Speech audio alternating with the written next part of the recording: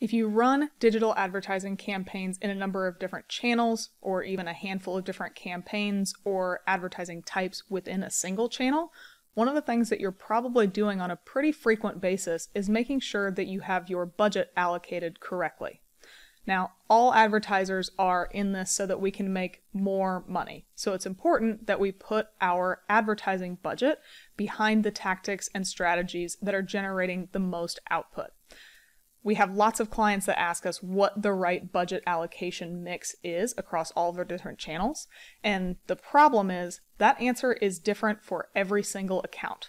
So in this video, we're going to go through a number of different budget allocation considerations to hopefully help you figure out what the right mix is for your account.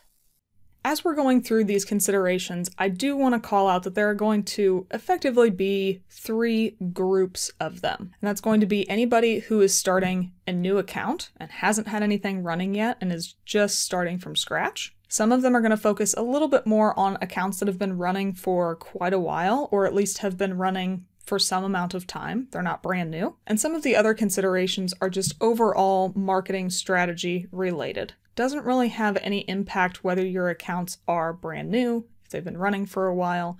It really just comes down to the math of the whole thing. As we're going through each of these considerations, they're kind of in order, going down the list here of new to long-standing to just overall marketing strategy, but not necessarily. Each of these considerations can impact pretty much any business at any point, although we'll go through them in sort of a linear fashion. Don't tune any of them out if you've had accounts running for a while or if you're brand new to them, just because they can always be applicable to your account in any given situation. So the first thing we need to do is determine top-line budget. And I included this in a budget allocation video because I'd estimate that about half the time clients come to us and ask about budget allocation in general. They also end up asking what the PPC budget should be in general, just as a whole. And in some ways we can help do that, and we'll talk about how we can help in just a second. But the first thing comes down to how much can you actually spend on PPC, right? What are you able to spend? What is your business able to afford?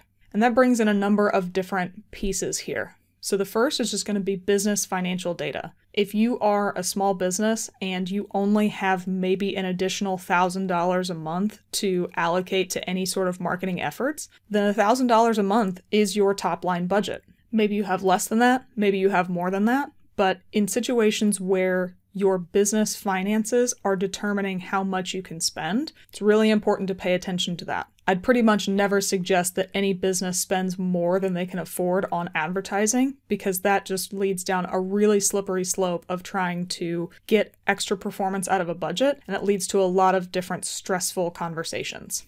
Additionally, you need to think about what your goals are and what your profitability is. In some instances, businesses come to us and say, I want to increase my revenue by X amount. So then we have to utilize just basic math to figure out how much budget it should take to do that. Let's assume that every time you make a sale, you make $100, and your goal is to increase your monthly revenue by $1,000. So pretty easily, we're able to say we need to make 10 sales a month to increase our revenue, the amount that we want. And then we need to know what the reasonable conversion metrics are and how much it's going to take to actually get 10 sales. So simply reverse engineering your profitability, volume, conversion performance is going to give you kind of what a top line budget should be to hit the goals that you have. Additionally, you need to make sure that you don't forget any added costs like agency or tech fees. Are you going to be the one rolling out these changes, or do you have an agency that's going to do it? And depending on whether you have an agency or you're doing it yourself or somebody on your team is, are there any associated tech fees with the paid media that you're running that you need to incorporate into that top line budget consideration? The next stage of budget allocation is to determine how many efforts you can reasonably afford. As I go through this video, I'm going to use a number of different terms interchangeably. In this moment, efforts can mean anything from different channels, like Facebook versus Google. It can mean different targeting types, like search versus display.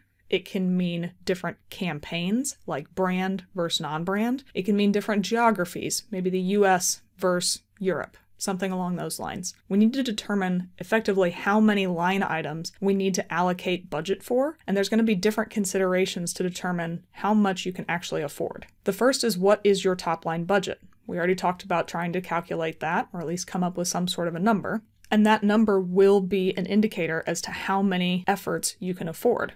If you have a relatively small budget, you're only going to be able to afford a small number of efforts. But if you've got a really big budget, you've got a little bit more room to play with. Similarly, what are your conversion and goal KPIs? What are you trying to drive toward? And what do you need to allocate budget to make sure that you're hitting those specific goals, as opposed to just having lots of different efforts running just for the sake of doing it? For example, let's say that you make a lot of revenue on any given customer that comes through your enterprise software business, so you can afford to pay $500 per lead. So if your cost per lead goal is $500, it probably doesn't make sense for you to have an average monthly budget on a channel of $250. It probably doesn't make sense for you to have an average budget of $500. It probably needs to be considerably more than that to make sure that you see enough volume coming through to warrant the effort that goes into it. So depending on what those KPIs are, that can also help you determine how many efforts you can afford as well. Next is going to be around coverage goals, and I already alluded to one of these a little bit. Geographic area. There's a very big difference between trying to target the entire United States versus just the state of New York versus just the city of San Francisco. Depending on your geographic scale, you may or may not have enough budget to expand into a number of different efforts. Maybe on a national scale, you can only run a brand and a display campaign. But if you were targeting a much narrower area, you might be able to run brand, display, maybe some Facebook ads. Maybe you even want to mix Microsoft and LinkedIn into the mix. You get a little bit more wiggle room when you've got a smaller geographic area to target. The same types of things are true for devices and ad schedule. If you're going to be running 24 hours a day on all devices, that's going to eat up a bit more budget to make sure you have more coverage, as opposed to a smaller section where you might only run your ads from 8 to 5, and then you can afford to expand into other platforms because there simply isn't as much volume coming through because you're running on less than 50% of the day. Lastly, what's the size of your audience? There are a number of different tactics here. Are you trying to go after a really large audience and have a big share of voice? Or are you trying to find somebody really specific to go after? And that kind of leads into the last piece that I have here, competition. How much will it take you to actually be competitive in those spaces? It's one thing to have 5 different efforts running and kind of scratch the surface, but it's another completely to maybe focus your budget on 1 or 2 and have a really good saturation and be really competitive within that space. People on Google search might need to have only a small portion of the budget allocated if their product is really niche and people don't really look for it very often. They might have the luxury of being able to afford Google search and prospecting campaigns on Facebook and LinkedIn. But other companies, maybe something in the medical space or the legal space, might need to allocate all of their budget into Google search just to be competitive because it's that expensive. So what type of competition are you dealing with? And can you afford to have things allocated across multiple different spaces? Or can you really only afford to be competitive in that one spot? And the unfortunate truth is, almost always, you can't really afford to be everywhere that you want. There's almost never enough budget to go around. There's always a new channel to test. There's always a new tactic to look at, but you really need to be smart about what you're doing. So when you don't have enough budget to be able to allocate it across all of the different tactics you want, we do advocate for a phased approach. So pick the tactic that you think is the most likely to perform well, and then set it up, let it run, and give it a reasonable time to perform. We've talked in the past in other videos about how 1 day or 1 week does not make a trend, and depending on your buyer cycle and how long it takes people to go from awareness to conversion, you might need to let your campaigns run for 2 weeks, a month, 2 months, maybe a quarter or 6 months to see if it's viable. But once you've given it a reasonable amount of time, you can review your insights. You can either decide to optimize the platform as it is and keep your budget there. You can determine that it's not the right fit and you can shift budget away. Or you can take that newly increased revenue that you've got from this new platform and utilize that to launch a new effort in a different channel, a different campaign type, what have you. But the biggest thing about this is just to make sure that you're actually giving everything a fair shot Going back to the idea of how many efforts you can afford, I encourage you to only launch new phased rollouts if you can afford them. There's nothing worse than setting up a campaign with a suboptimal budget, getting stressed out that it doesn't convert right away, and then turning it off. This has no added benefit to anything. You've spent your money, you haven't gotten any returns, and you've decided that that channel or tactic won't work for you, but it's not because it actually won't work, it's because you didn't give it a fair shot. Maybe over time it could work for you, maybe over time it couldn't, but you didn't give it a fair shot, and now you've ruled that out of your marketing strategy, and it's a very short-sighted approach. Once you do have a number of tactics running, it's important to make sure that you're allocating budget accordingly. So the first question is, what's even performing best? Which accounts, campaigns are the most efficient? Where are you seeing the highest ROAS or lead quality across all of these different efforts? I'll take this time to make a small public service announcement that if you don't know what's driving your ROAS performance or that has the best lead quality, you need to stop and figure that out before you do anything else, because those types of indicators are going to be major players in how you allocate your budget. Making sure that conversion tracking, revenue tracking is accurate is highly important for proper budget allocation. But additionally, you need to do this on a pretty regular basis. Just because something has worked well in the past or is the historical best performer doesn't mean that it's always going to be doing the best in the moment. For all the accounts that I run, any given month, we might see the best performance from Google search. In other months, we might see the best performance from Facebook. Yet another month, we might see the best performance from LinkedIn. I personally do this type of reallocation just about once a week when I run any sort of projections, making sure that we're pacing properly for the KPIs and the budget that each account I manage has for the month. That weekly check-in gives me the opportunity to maybe decide that I'm going to take just a little bit of budget away from Google and give it to Facebook, or vice versa, based on the performance that we've seen for the recent week. Now, that doesn't mean that I'm going to just completely turn off Google and shift all the budget to Facebook. It'll be a small percentage, but we're kind of leaning into what's performing best in the moment and leaning away from what's not doing as well, knowing that if performance comes back in those Google campaigns, we can just as easily shift budget right back to where it was.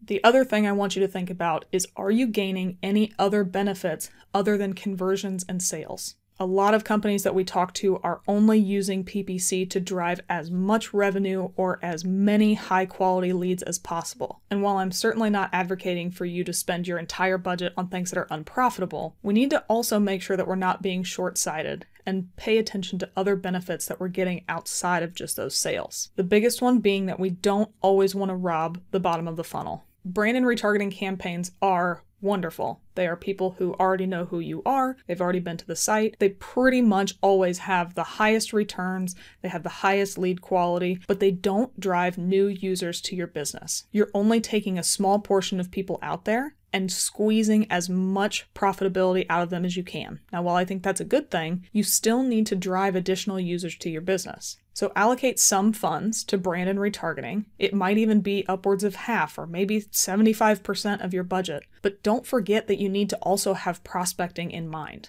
The goal here is for long-term profitability, not just making sure that you're eking out an additional 5 or 10% incremental increase on your ROAS month over month. We need to build businesses that will last a while. And getting your brand out in front of new people with prospecting campaigns is only going to help fuel those brand and retargeting campaigns. For you to have people searching for your brand and to have people in your retargeting audiences, you have to have people who know what your brand name is, and you have to have people who've been to your site. Prospecting is how you build those lists, so don't only allocate funds to the bottom of the funnel. Now I'm going to close out by talking about some overall best practices for budget allocation aside from some of the stuff that we've talked about. And some of it is a little bit of a rehashing, but hopefully all this will be beneficial for you. The first is to always make sure that you know your KPIs and you do the math. This can be for any different call to action, any different channel, anything like that. Make sure that the math adds up so that when you're actually developing your budgets, you're not developing unreasonable expectations and setting yourself up for failure in the future. You can leverage the targeting research and planning tools to understand the potential costs on a number of different platforms. The Google Keyword Planner, which we have a video for that you can check out at the top of the screen right now, will give you estimates of volume, cost per click, the click volume that you could see coming from those keywords. And while it might not be perfect, it does give you some sense of how different keywords are going to perform to help you come up with a reasonable budget expectation. The same is true on other platforms like LinkedIn. You can go in and start to create a campaign, get all of your targeting settings in place,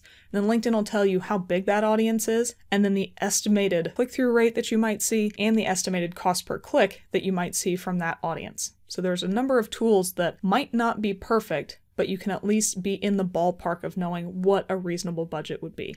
Like we just talked about, don't be short-sighted on bottom-of-funnel channels and campaigns. You need to make sure that you're always generating new eyeballs, and you should always have budget allocated to those types of campaigns if your goal is to grow your business and constantly have more people searching for your brand and in your retargeting audiences moving forward. Determine a channel minimum and only expand when you have the budget to do it. Utilizing those planning tools, knowing your different KPIs, maybe you can reverse engineer and say that LinkedIn as a platform might not be a viable channel for you unless you have $2,500 a month to spend on it. So in that case, until you have $2,500, don't allocate anything to LinkedIn. Again, if you start allocating things and you only have $1,000 budget, you could easily waste that $1,000 without getting any insights or any performance, and then write LinkedIn off as a failed effort, even if it could have been viable if you had just waited until you had the full $2,500 budget. Regularly review your channel and effort performance and reallocate based on that recent performance.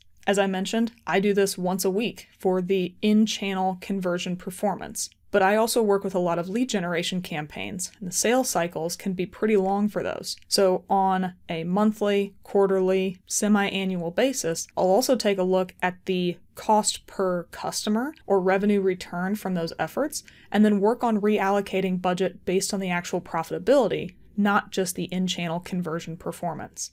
That can then help me set up some guidelines for the next test period that we're running until I'm able to look at that lead quality data again.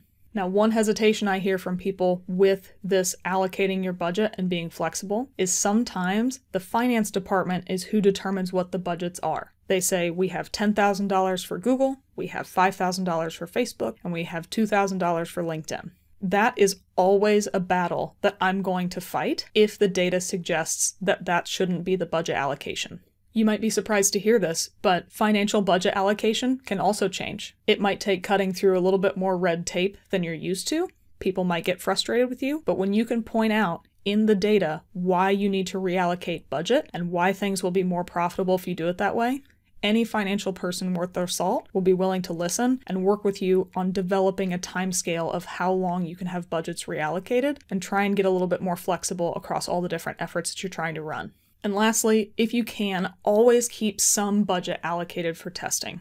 This isn't always feasible for all businesses depending on how crunched you are for cash, but if you can, it's almost always valuable to keep testing different efforts within a channel, within new channels, maybe different calls to action, but always be testing something new and keep some budget allocated for that so that you're not always just running the same thing over and over and over again. I think the good news is that budget allocation is sort of a living, breathing process. It's always going to be changing depending on what performance is, what you're seeing as new tactics that you can roll out whenever a channel launches something new. So there's not going to be one perfect allocation that you can set today that will make sense in 10 years from now, 5 years from now, even 1 year from now. It might not make sense. So while that might be a little bit daunting to some of you who want to have rigid boundaries in place, I think that's really helpful to know that even if you don't have your budget allocated perfectly right now, you can always change it moving forward and make sure that you're spending your money on the things that are making you the most in return. If you have any other questions on budget allocation that I didn't cover in this video, I'd be more than happy to try to answer it in the comments below. Thanks for watching our video. If you thought it was useful, give us a thumbs up below. We release a new video at least once a week, so if you want to get notified of when a new one comes out, be sure to subscribe to the Paid Media Pros channel.